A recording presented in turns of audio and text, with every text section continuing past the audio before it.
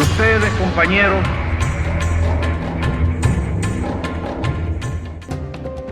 la vanguardia de todos los movimientos.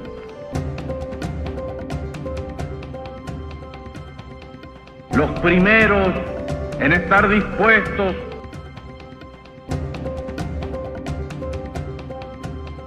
para los sacrificios que la revolución demande.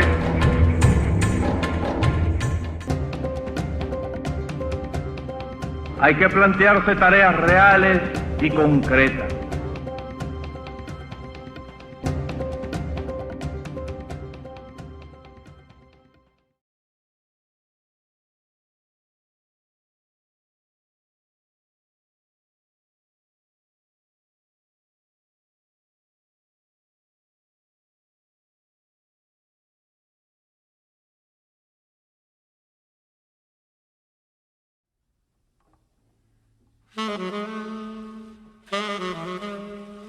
...1962... Un grupo de argentinos que viajaron a Cuba a participar en las celebraciones por el 1 de mayo de ese año, y otros que se encontraban compartiendo los intensos años iniciales de la revolución, le pidieron al comandante Ernesto Che Guevara que les acompañara en la actividad que celebrarían el día 25 del mismo para homenajear la fecha nacional de la nación sudamericana. El Centro Recreativo de Río Cristal fue el lugar escogido para la velada, cuya organización incluyó un tradicional asado argentino, mate, guitarras, danzas, canciones pampeanas y escarapelas con los colores nacionales celeste y blanco. El Che se entusiasmó tanto que, al decir de los organizadores argentinos, la fiesta fue entonces más grande. Participaron entre 300 y 400 personas de ambos pueblos y artistas de los dos países. Aquella conmemoración alcanzó significativa relevancia por el discurso que pronunciara el Che, calificado como una verdadera pieza política continental desde el territorio de la primera revolución socialista del hemisferio occidental. Las palabras pronunciadas por el guerrillero heroico fueron recogidas en un pequeño folleto por los propios compañeros argentinos, por lo que al reproducirlas hoy en Granma se les descorren el velo de prácticamente inéditas y al propio tiempo constituyen el homenaje de nuestro pueblo a este 25 de mayo.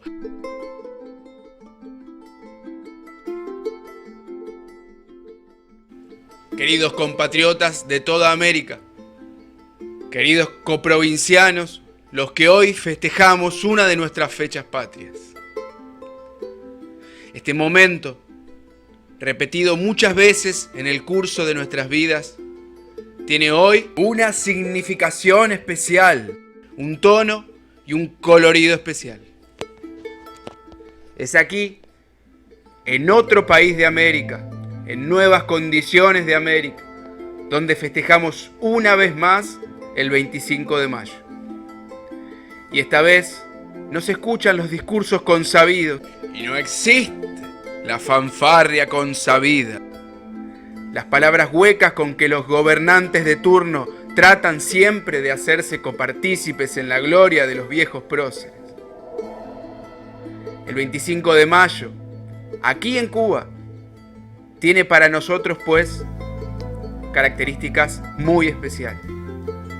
Tan especiales como que un argentino de voz extranjera, a nombre del gobierno cubano, salude y agasaje a todos ustedes y les transmita la felicitación de nuestro gobierno.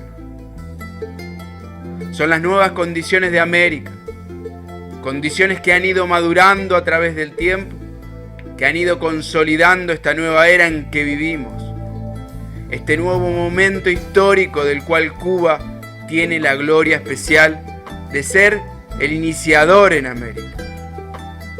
Por eso, al hablar de movimientos emancipadores, al recordar las viejas gestas de nuestras guerras de independencia, tenemos forzosamente que recordar la Cuba de hoy. Porque esta Cuba de hoy es parte de un viejo esfuerzo de las masas por obtener su liberación definitiva. Esfuerzo que ni siquiera en Cuba ha alcanzado un éxito total. Todavía tenemos que luchar para liquidar las viejas formas económicas que nos oprimen, para librarnos de todos los problemas que nos ha traído en nuestro desarrollo, la dependencia de los capitales extranjeros, la dependencia fundamentalmente de los monopolios norteamericanos, y para defender la parte de libertad y de bienestar de nuestro pueblo que hemos logrado en estos años de lucha. El 25 de mayo de 1810 significó en América un grito más dentro de los muchos gritos que se dieron por aquella época en diversos países. El monopolio español estaba ya llegando a sus finales y por todos lados los pueblos trataban de ganar su libertad. En Bolivia, un año antes, se había dado un grito parecido. Por el otro lado de América, había empezado ya también la lucha por la libertad. No fue ese grito del 25 de mayo de 1810, ni el primero, ni el único. Sin embargo, tuvo la virtud especial de afianzarse y consolidarse. Tuvo la virtud del triunfador en aquellos momentos. Y la revolución cubana hoy ha sido igualmente, no el único grito, ni siquiera el primero. Ha habido en esta época gloriosas revoluciones que han tratado de dar el paso que hoy dio la revolución cubana. Pero todavía no estaban dadas las condiciones. Y los gobiernos surgidos de movimientos populares fueron derrocados. El caso más avanzado, más patético, es el de la Guatemala de Arbenz, que fue destrozada por los monopolios norteamericanos. Cuba también, como los héroes del 25 de mayo de 1810, no tiene una virtud especial. No es nada más ni nada menos que la exposición de cómo un pueblo puede lograr su victoria.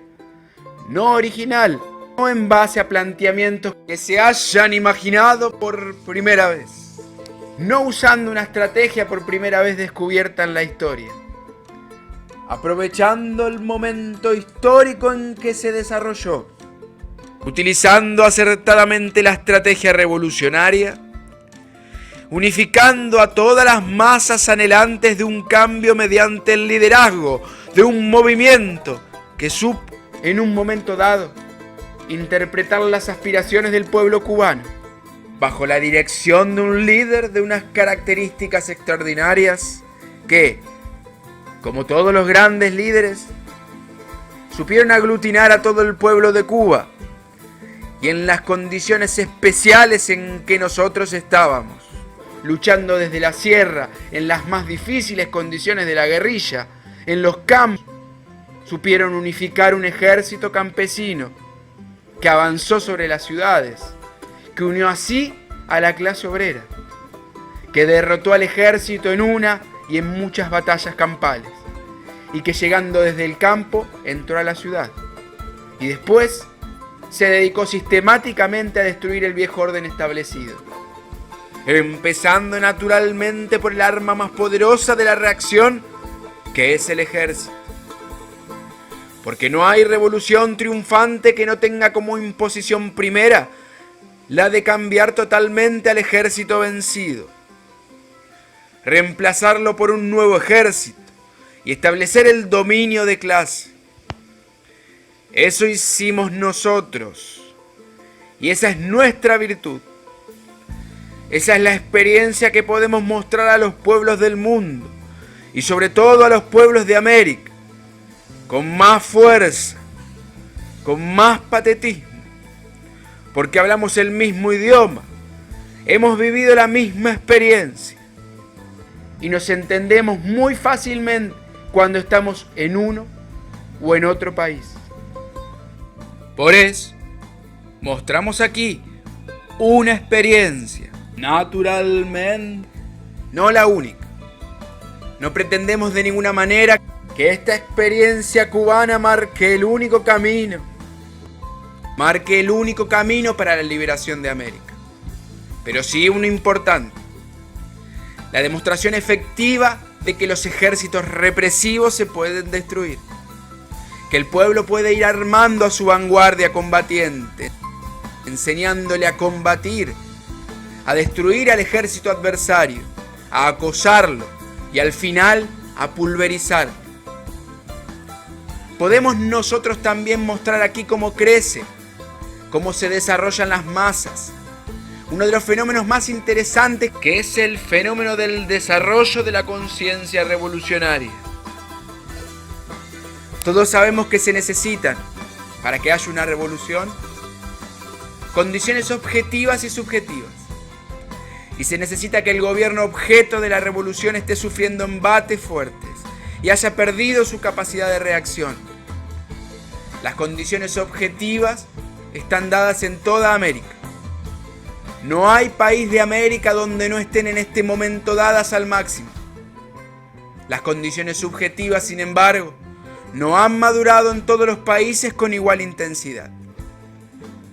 Nosotros demostramos que en las condiciones especiales de Cuba, las condiciones subjetivas iban madurando al calor de la lucha armada. Que la lucha armada era un catalizador que agudizaba las luchas, que llevaba hasta el paroxismo estas luchas y que iba haciendo nacer una conciencia. Condiciones subjetivas nosotros las llamamos a la conciencia de la necesidad de un cambio en una situación social dada y a la certeza de la posibilidad de ese cambio. Porque la necesidad de un cambio la conocen muy bien las masas de toda América.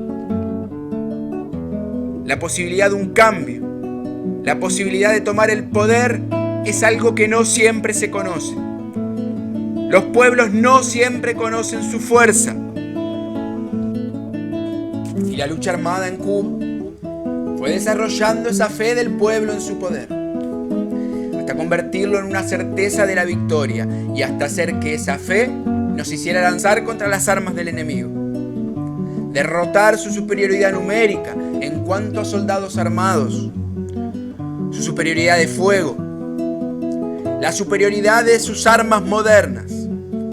Atacarlo a veces en condiciones de 1 a 10 y destruirlo en todos sus focos hasta lograr el triunfo. Después llega la otra etapa, la que estamos viviendo, la más difícil, más ardua quizás que la misma etapa de la guerra. Una vez más repito que eso es lo que nosotros tenemos que mostrar ante ustedes. Tenemos la obligación, el deber moral de mostrar tal cual es. No para copiarlo, sí para estudiarlo, sí para analizarlo.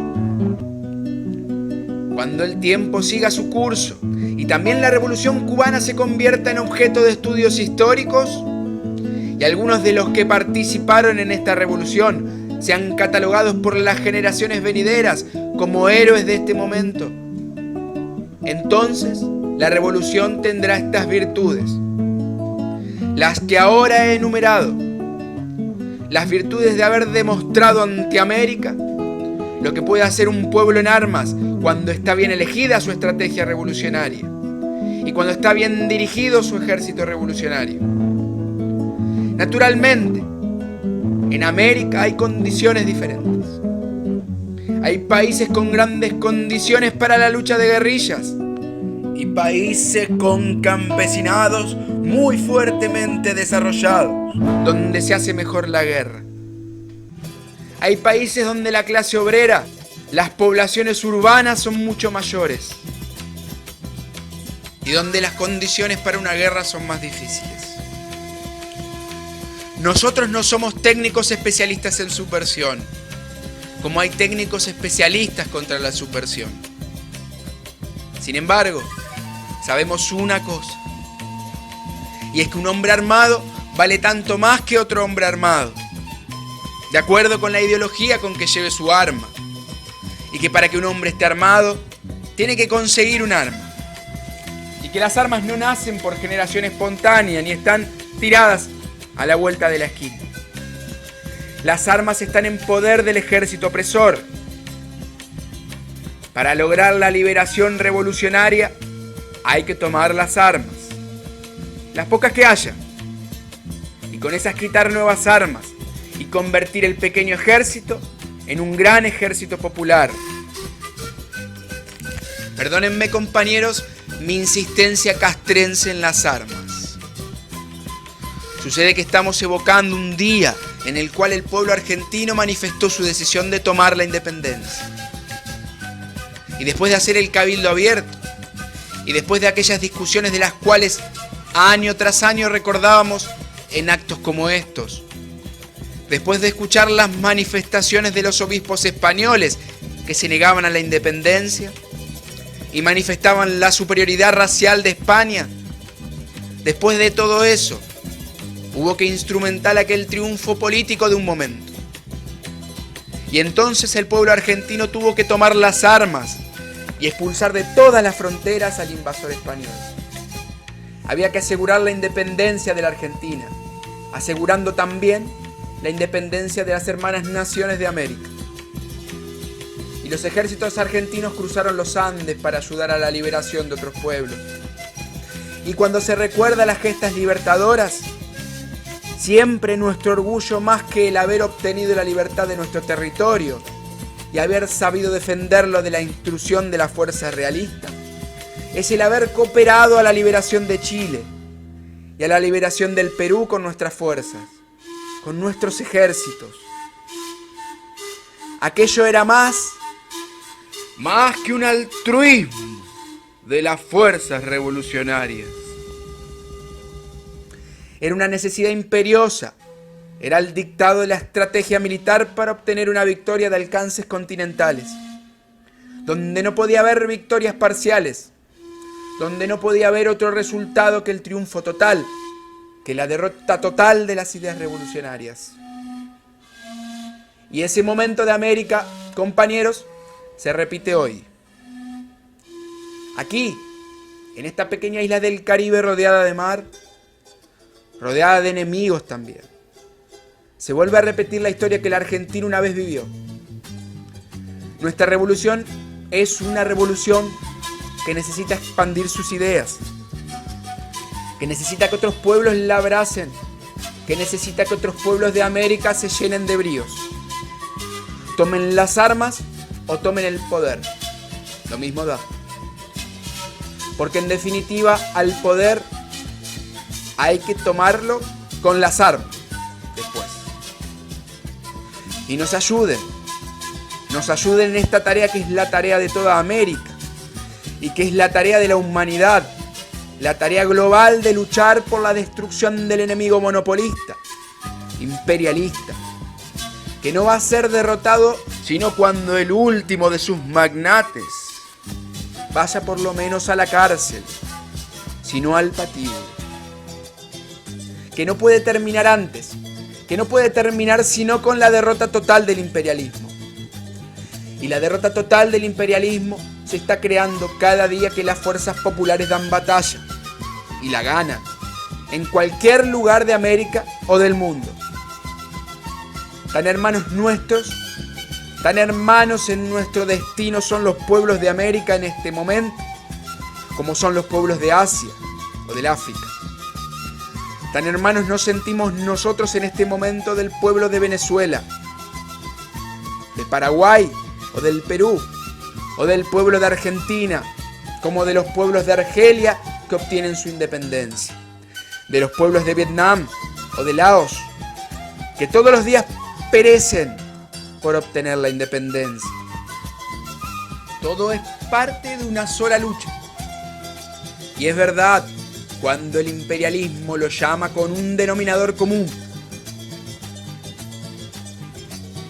Porque aun cuando las ideologías cambien, aun cuando uno se reconozca comunista o socialista, peronista o cualquier otra ideología política en un determinado país, solo caben dos posiciones en la historia. O se está a favor de los monopolios o se está en contra de los monopolios. Y todos los que están en contra de los monopolios, a todos ellos se les puede aplicar un denominador común. En eso los norteamericanos tienen razón. Todos los que luchamos por la liberación de nuestros pueblos, luchamos al mismo tiempo. aunque a veces no lo sepamos, por el aniquilamiento del imperialismo.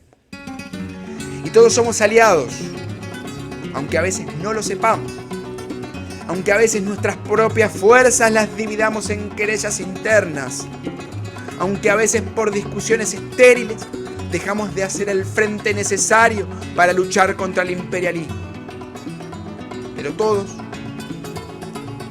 los que luchamos honestamente por la liberación de nuestras respectivas patrias, somos enemigos directos del imperialismo.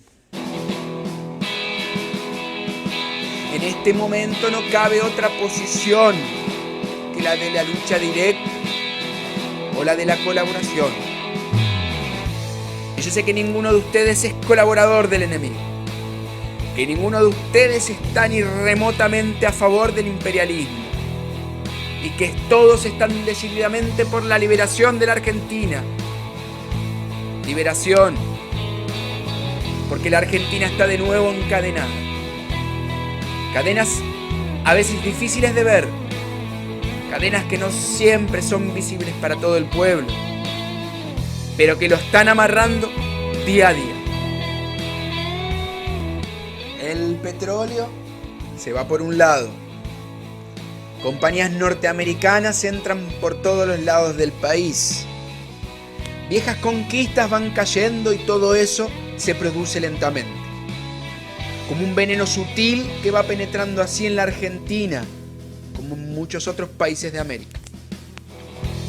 Sin embargo, el pueblo reacciona con vehemencia frente a esta penetración que es sutil en términos generales, pero que siempre se asienta sobre las espaldas del pueblo.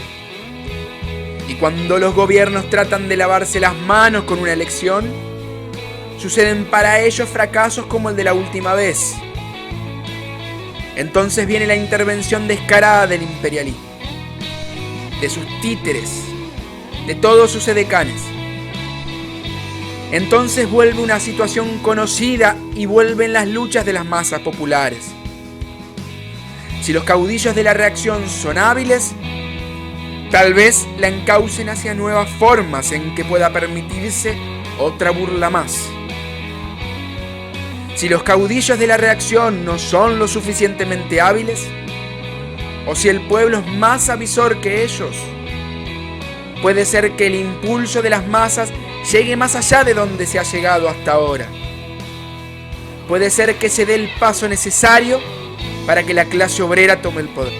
Puede ser que las masas de obreros y campesinos de nuestro país aprendan algún nuevo camino, o sigan caminos ya conocidos y destruyan un poder que está vacilante ya, que se basa en este momento en el miedo a la bayoneta, en la desunión de nuestras fuerzas, en la falta de conciencia de la posibilidad del cambio, de la posibilidad de la lucha, de la fuerza inmensa del pueblo, de la debilidad comparativamente enorme de la fuerza represiva. Si nuestro pueblo aprende bien las lecciones, si no se deja engañar de nuevo, si no suceden nuevas y pequeñas escaramuzas que lo alejen del objetivo central, que debe ser tomar el poder, nada más ni nada menos que tomar el poder. Solo así podrán darse en la Argentina condiciones nuevas. Las condiciones que en su época representa el 25 de mayo.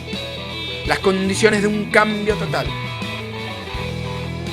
Solamente que en este momento de colonialismo y de imperialismo, el cambio total significa el paso que nosotros hemos dado. El paso hacia la declaración de la revolución socialista y el establecimiento de un poder que se dedique a la construcción del socialismo. En fin de cuentas, el socialismo es una etapa económica de la humanidad. No podemos escapar, querámoslo o no, a pasar por esta etapa. Podemos sí retardarlo y podemos también adelantarlo. Esa es la parte que corresponde de la lucha a los dirigentes de las dos grandes fuerzas en pugna. Si la reacción sabe manejar sus cañones, sus armas de división, su arma de amedrentamiento, quizás durante muchos años podrá impedir que llegue el socialismo. Pero también, si el pueblo sabe manejar su ideología correctamente, sabe tomar su estrategia revolucionaria adecuada, sabe elegir el momento para dar el golpe y lo da sin miedo y hasta el fondo, el advenimiento del poder revolucionario puede ser a muy corto plazo en cualquier país de América y concretamente la Argentina. Eso, compañeros, el que se repita la experiencia histórica del 25 de mayo en estas nuevas condiciones, depende nada más que del pueblo argentino y de sus dirigentes. Es decir, depende de ustedes en cuanto a pueblo y en cuanto a dirigentes. De tal manera que también una gran responsabilidad cae sobre ustedes. La responsabilidad de saber luchar y de saber dirigir a un pueblo que hace tiempo está expresando en todas las maneras concebibles su decisión de destruir las viejas cadenas y de liberarse de las nuevas cadenas con que amenaza amarrarlo el imperialismo. Tomemos pues el ejemplo manido de Mayo, el ejemplo tantas veces distorsionado de Mayo.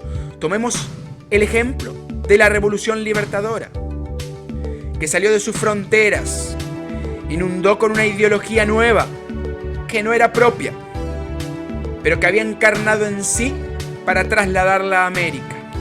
Y pensemos en estos momentos de América, en estos mismos momentos en que una especie de 25 de mayo se ha dado en la zona del Caribe, en que desde aquí se lanzan proclamas revolucionarias que llegan a todos los pueblos de América, y que en la segunda declaración de La Habana luce algo así como una declaración de los derechos del hombre para los pueblos de aquella época.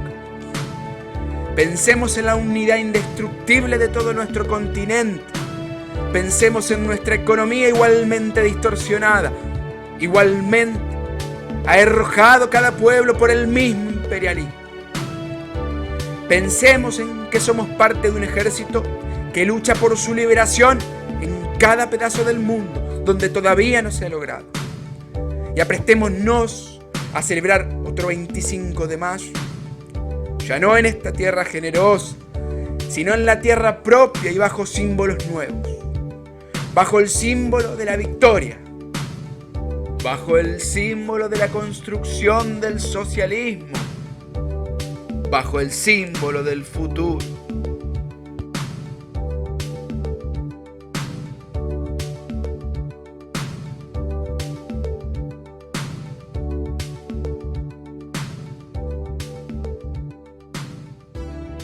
Patria o muerte.